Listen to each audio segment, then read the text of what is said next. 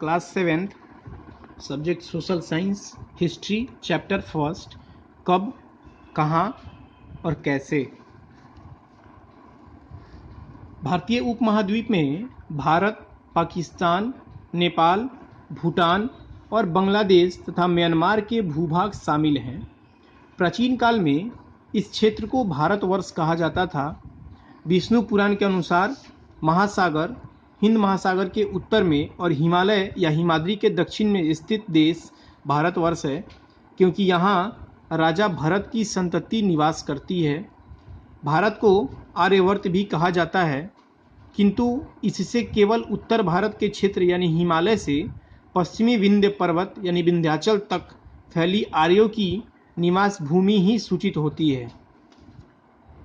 यूनानियों ने भारत को इंडोस नाम दिया। 13वीं शताब्दी में मिन्हाज ए सिराज द्वारा रचित ऐतिहासिक विवरण में मुहम्मद गौरी के हिंदुस्तान विजय का उल्लेख किया गया है। अपने इस विवरण में उसने हिंदुस्तान शब्द का प्रयोग केवल पंजाब, हरियाणा, दिल्ली और आधुनिक उत्तर प्रदेश और बिहार के कुछ हिस्सों के लिए किया है, परंतु प्रथम मुगल सम्राट बाबर 1526 से 1530 ने हिंदुस्तान शब्द का प्रयोग समूचे भारतीय उपमहाद्वीप के लिए किया है। अब हम लोग कुछ प्रमुख ऐतिहासिक घटनाओं के बारे में जानेंगे। नंबर पहला है पुराने और नए धर्म। प्राचीन काल के आक्रमणकारियों ने, जैसे कि यूनानियों ने भारतीय धर्मों, हिंदू और बौद्ध धर्मों को अपना लिया। उन्होंने भारतीय संस्कृति और वेशभूषा को भी अपना लिया, किंतु मध्यकाल में आने वाले तुर्कों, अफगानों और मुगलों ने भारत में बस जाने के बाद भी अपनी संस्कृति और अपने धर्म इस्लाम को नहीं छोड़ा। भारत में इस्लाम धर्म का काफ़ी प्रसार हुआ। भारत में एक नए संप्रदाय का भी उदय हुआ। बाद में भारत में ईसाई धर्म का भी प्रचार हुआ। हिंदू धर्म में अनेक परिवर्तन हुए, किंतु यह भारतीय समाज का आधार और भारत का एक प्रमुख धर्म बना रहा। सामाजिक संस्कृति।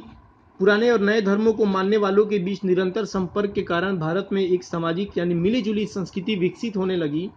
इसका प्रभाव भाषा, साहित्य, चित्रकला, स्थापत्य कला और मूर्ति कला पर पड़ा। यह अभी भी हमारी विरासत की एक महत्वपूर्ण विशेषता है। अस्थायी शांति। सल्तनतकालीन शासकों और मुगल के शासनकाल में कई शताब्दियों के बाद तक भारत के एक बड़े भूभाग में अस्थायी शांति बनी रही।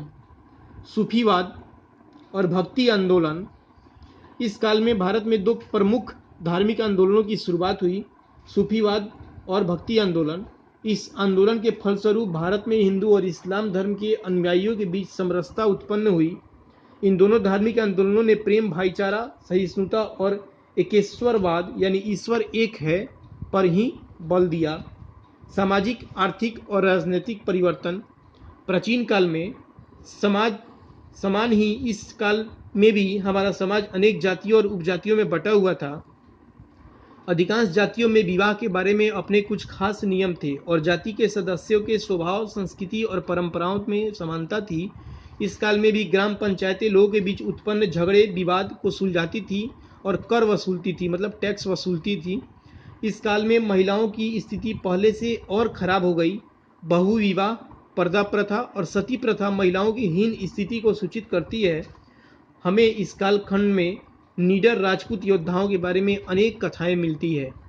ब्रिटिश सत्ता का उदय। अपने अपने व्यापारिक हितों की पूर्ति के लिए अंग्रेज, ब्रिटिश, फ्रांसीसी और डच, जो मुख्यतः नीदरलैंड से थे, वो भारत आए और अंततः 18वीं शताब्दी में भारत में ब्रिटिश सत्ता स्थापित हो गई। Thank you.